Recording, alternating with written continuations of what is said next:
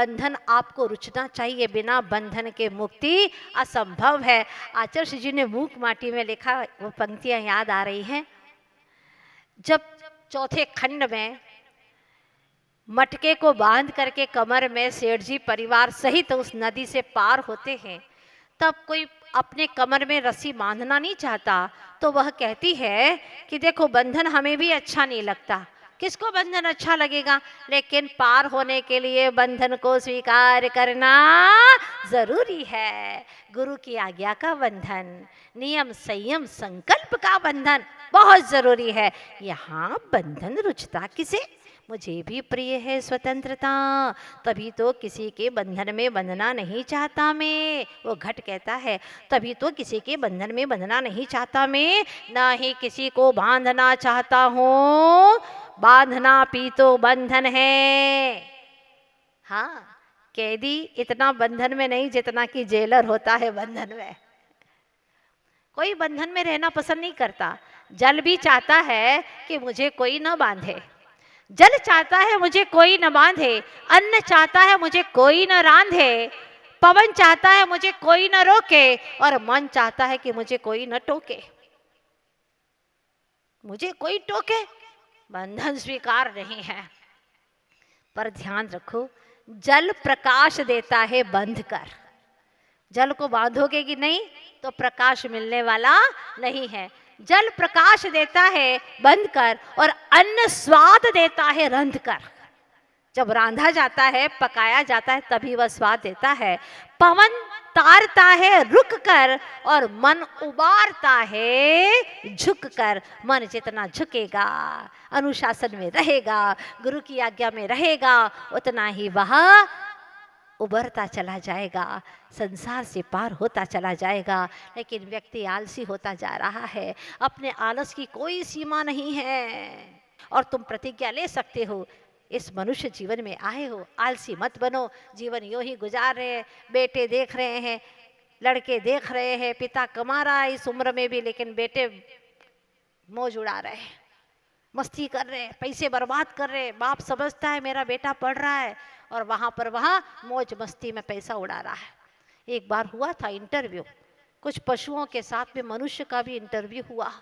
ध्यान से सुनिएगा। इंटरव्यू में पूछा गया कि तुम्हारी डिग्री क्या है। जब भैंस के बच्चे से पूछा कि तुम्हारी डिग्री क्या है, क्या उपाधि है तुम्हारी, उसने कहा साहब हमारी डिग्री है SBM। SBM का क्या मतलब होता है? बताओ ना, क्या मतलब होता है? आपने कभी इस डिग्री का नाम सुना क्या? सुना ही नहीं होगा। तो पशुओं की डिग्री थी। साहब इसका मतलब होता है सिंह के बल पर मौज मस्ती, SBM। अच्छा अच्छा ठीक है, बैठ जाओ। हाथी के बच्चे से पूछा तुम्हारी क्या डिग्री है, उसने कहा साहब हमारी डिग्री है DBM, दांत के बल पर मौज मस्ती। अब शेर के बच्चे से पूछा तुम्हारी क्या डिग्री है, उसने कहा साहब हमारी डिग्री PBM की है, मतलब पंजे के बल पर मौज मस्ती। जब मनुष्य के बच्चे की बात आई, उससे पूछा कि तुम्हारी क्या डिग्री है, साहब हमारी डिग्री तो BPM है, मतलब बाप के पैसे पर मौज मस्ती। ये कर रहा है और आप लोग तालियां बजा रहे हैं। बस यही तो दुख की बात है, समझने की बात है। आज पशु जानवर होकर के भी वो जानवर है, ज्ञान में उत्तम है, लेकिन मनुष्य ने अपनी मनुष्यता खो दी है। पशु ने अपनी पशुता को सलामत रखा है, देवों ने अपने देवत्व को सलामत रखा है, लेकिन मनुष्य अपनी मनुष्यता को भूल बैठा है। तभी तो एक बार हुआ ऐसा, सिंह ने सब पशुओं को भेजा था कि जाओ आज मनुष्य की नगरियों में घूम करके आओ, कुछ सीख करके आओ, पशु हो तुम, थोड़ा सीख करके आओ। लेकिन दिन भर का समय दिया था, सारे के सारे पशु 1 घंटे के पहले ही आ गए। 1 घंटे के पहले ही आ गए तो शेर को बड़ा ताज्जुब हुआ। उसने कहा कि अरे ये क्या हो गया, सबके सब चले आ रहे हो, क्या हो गया? गिरगिट से पूछा कि इतने जल्दी क्यों आ गए? उसने कहा साहब क्या बताऊं, मनुष्य इतना तीव्र गति से रंग बदलता है, मैं तो कभी कभी ही बदलता हूँ, लेकिन वो तो इतना जल्दी जल्दी, दुकान में कुछ, मंदिर में कुछ, नौकर के सामने कुछ, बाप के सामने कुछ, पत्नी के सामने कुछ, और औरत के सामने कुछ। कुछ मत पूछो, हमें तो नहीं देखना उनका, ये रंग देखा नहीं जाता। भैंस से पूछा कि तुम इतनी जल्दी क्यों आ गई? क्या बताऊं साहब, मैं तो कीचड़ में ही लौटती हूँ ना, लेकिन मनुष्य वासनाओं के कीचड़ में लौट रहा है, मुझसे तो देखा नहीं गया, मैं तो आ गई वापस। सांप से पूछा कि तुम क्यों आ गए? मैं तो सीधा दंश मारता हूँ, सीधा ही काटता हूँ, किसी को काटने और बिना वेर के काटता भी नहीं हूँ। लेकिन मनुष्य ऐसी धीरे धीरे फूंक मार करके, धीरे धीरे मीठे मीठे तरीके से ऐसे सर्प जैसा भयंकर दंश मारता है कि मैं तो देख करके घबरा गया। गाय से पूछा कि तुम क्यों आ गई? मैं तो सब घास ही खाती हूँ, लेकिन वहां तो मांस खा रहे, हाँ देखा नहीं जाता मुझसे, मैं तो आ गई। बंदर से पूछा तुम क्यों आ गए फुदकते हुए? साहब मैं तो सिर्फ पानी पीता हूँ, लेकिन वहां के मनुष्य तो शराब पी रहे हैं, क्या बुरी हालत है, हम पशुओं से बदतर हो गए। और माँ बाप कहते हैं मेरा बेटा वाह कितना ऊंचा, कितने ओहदे पर, बड़े ओहदे पर पहुंच गया है। क्या पहुंच गया है? वो पशुओं से भी बदतर हो गया है, वो नरक जाने की तैयारी कर रहा है। वो माँ बाप उसके माँ बाप नहीं, उसके दुश्मन है, दुश्मन जो अपने बच्चों को सही राह नहीं दिखाते हैं। आज संयम का दिन है और आपको विचार करना है कि आप क्या कर रहे हैं। समय यूं ही गुजरता चला जा रहा है। आत्मवैभव के उद्घाटन में कुछ तो करो, 10 धर्मों को आमंत्रण दो, ज्ञान की कुमकुम पत्रिका छपाओ और संयम सुंदरी का सौभाग्य तिलक लगाओ। ये अवसर आया है जैन कुल में, परमानंद का उत्सव बनाओ। आज के दिन विशेष एक कथा प्रचलित है हमारे यहाँ पर। कहते हैं कि सेठ की पुत्री मनोरमा ने अपने रूप स्वरूप के घमंड में आकर के मुनिराज की, सुगुप्त मुनि की निंदा की। और यही नहीं, निंदा से उसका मन तृप्त नहीं हुआ। मुनिराज आहार चर्या में थे और उसके ऊपर से मुनिराज के ऊपर पान की पीक थूक दी। उस वक्त उसने ऐसा निधत्ते निकाचित कर्म मान लिया कि मरते ही वह गधी बन गई। सारा रूप खत्म, गधी के बाद में कुत्ती बनी, कुत्ती के बाद में सूकरी बनी। ऐसे कई योनियों में भटकती भटकती अंत में वह रानी की पुत्री बनी दुर्गंधा। शरीर से भयानक दुर्गंध आने लगी। रानी की पुत्री है, राजकुमारी है, लेकिन ऐसी शरीर से दुर्गंध आती है कोई पास में बैठ नहीं सकता, अलग से उसको स्थान पर रखा गया है। वहां पर मुनीश्वर पधारे, एक बार उसको दर्शन कराने के लिए ले गए, दूर बिठाया। मुनिराज ने पूछा, बड़े ज्ञानी थे, जान लिया उन्होंने और कहा इसने पूर्व भव में मुनियों की बहुत अवहेलना की है। ज्ञानी जनों की अवहेलना करने से पाप धुलता नहीं है, निधत्ते निकाचित कर्म बन जाता है। इसलिए मुख से कभी भी ऐसे गलत निंदा के शब्द मत कहो, ऐसी कुचेष्टाएं मत करो, मन में दुर्विचार भी मत करो, वचनों में मत कहो। बस क्या करूं महाराज, आप बताइए, कोई उपाय बताइए। तो मुनीश्वर कहते हैं कि सुगंध दशमी व्रत करो, शीतलनाथ भगवान की पूजा करो और पर्वराज पर्यूषण में दशमी के दिन यह व्रत किया जाता है, 10 साल तक करो। बड़े भाव सहित उस राजकुमारी ने व्रतों को अंगीकार किया और मरण करके 10वें स्वर्ग में वह देवी बन जाती है, देवी बन गई। फिर इसके बाद में भरत क्षेत्र में राजा महिपाल की मदनावती पुत्री हुई, पुरुषोत्तम राजा के साथ में उसका विवाह हुआ। लेकिन जीवन भर तक वह धर्म आराधना करते करते करते वह अंत में आरिका बन जाती है और उसके स्वामी मुनि बन जाते हैं। दोनों ही 16वें स्वर्ग में चले जाते हैं और वहाँ से आकर के कनक केतु राजपुत्र बने और इसके बाद में बन करके मुनि होकर के मोक्ष चले जाएंगे। एक व्रत को करने का ये फल है। भक्ति श्रद्धा से थोड़ा सा भी संयम का पालन किया तो निश्चित रूप से हमारे जीवन में बहुत बड़ा उत्थान हो जाएगा। इसीलिए आचार्य भगवान कहते हैं कुछ ना बने तो जो तीर्थंकर भगवंतों ने किया वो ही करना शुरू करो। भय तीर्थंकर से बलि तिनकी नहीं चली, चली क्या यम के आगे। तो यम को अगर मिटाना है तो संयम को धारण करो। जब तीर्थंकरों की भी यम के सामने नहीं चली, वो भी चले गए, उनके भी शरीर दूर हो गए, मिट गए। इसलिए तुमको तो डरना ही है। भय तीर्थंकर से बलि तिनकी नहीं चली, रे मौत नहीं टली तो अब क्या करिए। जिस पंथ चले भगवंत वही आचरिए। वाह, बहुत अच्छी 12 भावना है ये, पूरी सुना सकती हूँ लेकिन अभी समय नहीं है।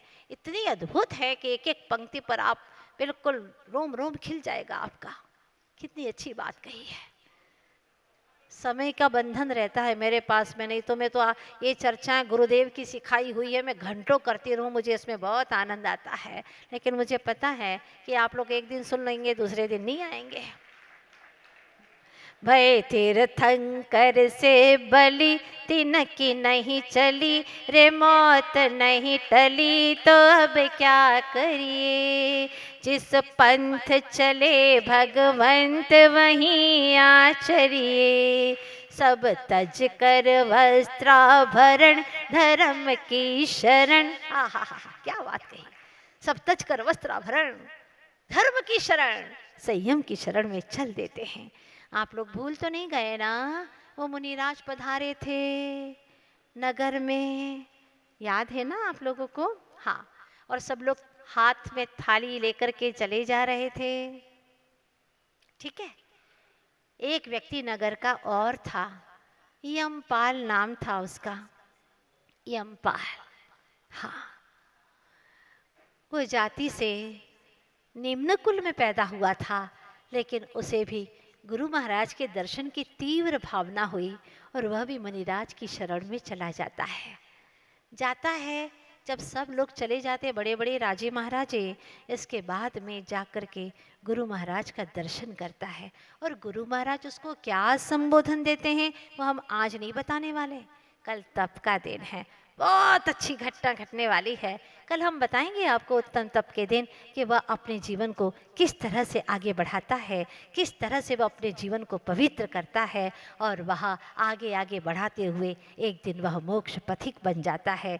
हमारा जैन दर्शन कहता है कि यहाँ पर जाति पाति से कोई प्रयोजन नहीं है। जैन धर्म जन जन का धर्म है, ये 10 धर्म समूचे देश का धर्म है।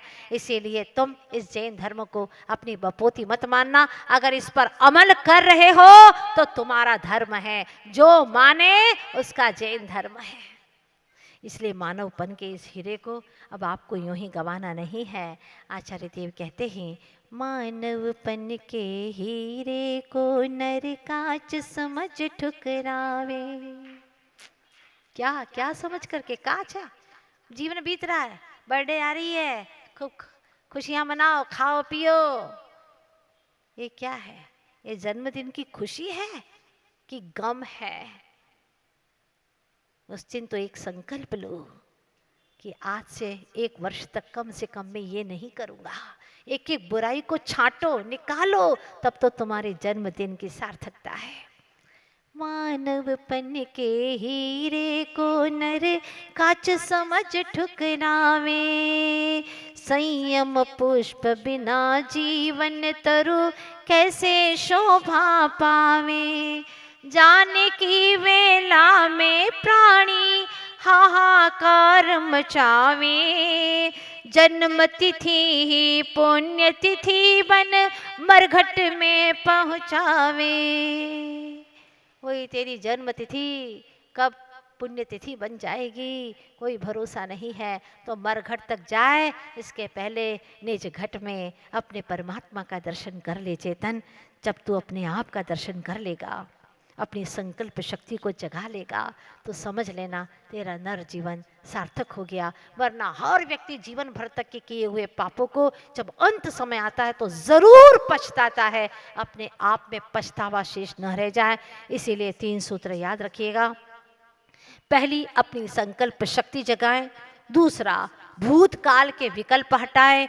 तीसरा, भविष्य की फ्यूचर की आकांक्षाओं को मिटाएं, वर्तमान में जीने का पूरा प्रयास करें और अच्छे से अच्छा जीवन बिताएं, संयमित संतुलित। जिस तरह से गाड़ी होती है ना, वो चलती है तो दोनों ब्रेक होना हाथ में ज़रूरी है। साइकिल के 2 हैंडल होते हैं, हैंडल बिल्कुल व्यवस्थित अपने हाथों में पकड़े हुए होंगे तो गिरोगे नहीं। उसी प्रकार से प्राणी संयम और इंद्रिय संयम, ये 2 हैंडल को पकड़े रखना, तभी पतंग उड़ पाती है जब दोनों ओर से डोर सही बंधी हो। पतंग उड़ाई है ना आप लोगों ने, दोनों ओर से डोर बांधते हैं, प्राणी संयम और इंद्रिय संयम, फिर उसको एक डोर से बांध देते हैं, इसको आत्मा के साथ में जोड़ देते हैं। फिर तो वह ऐसे ही नहीं उड़ती, फिर उड़नची देनी पड़ती है।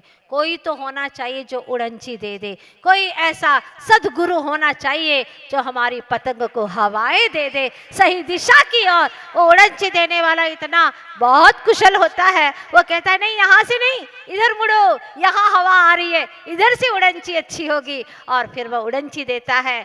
खाली ऐसे ही धागे को नहीं उड़ाया जाता, उसके ऊपर कांच का मज्जा किया जाता है, नहीं तो कटी पतंग हो जाएगा। मजबूत रस्सी होना चाहिए, संकल्प शक्ति दृढ़ होना चाहिए, तो आज नहीं तो कल निश्चित रूप से वह विराट परमात्मा के सिद्धालय के उस गगन में, अनंत गगन में विचरण करेगा, अपने आप में रम जाएगा। वे जग माहि सहज वैरागी, जिनके भीतर में ऐसी ज्ञान कला जाग जाए, संयम का पतंग उड़ जाए, समझ लेना जीवन सार्थक हो गया है।